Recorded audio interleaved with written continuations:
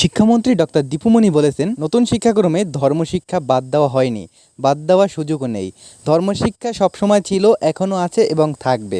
বুধবার সচিবালয়ে নতুন বেসরকারি প্রতিষ্ঠানের এমপিভুক্ত করা নিয়ে আয়োজিত এক সংবাদ সম্মেলনে সাংবাদিকদের প্রশ্নের জবাবে শিক্ষামন্ত্রী একথা বলেন। শিক্ষামন্ত্রী বলেন, যারা ধর্মশিক্ষা তুলে দেওয়া হয়েছে বলে ধোঁয়া তুলে তাদের উদ্দেশ্য ধর্মকে রক্ষা করা নয়, ধর্মের অজুহাত হিসেবে ব্যবহার করে আগামী নির্বাচন সামনে রেখে দেশ অস্থিতিশীল করা।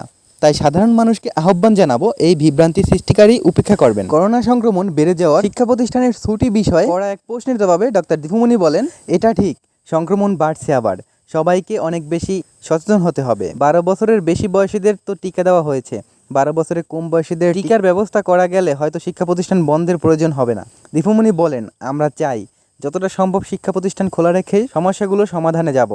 কাজে এই মুহূর্তে শিক্ষা প্রতিষ্ঠান বন্ধের কথা ভাবছি না, সচেতনতা ও স্বাস্থ্যবিধি মেনে শিক্ষা কার্যক্রম চালিয়ে নেওয়ার কথা ভাবছি। তবে এটাও বলবো, সবকিছু নির্ভর করবে পরিস্থিতির উপর।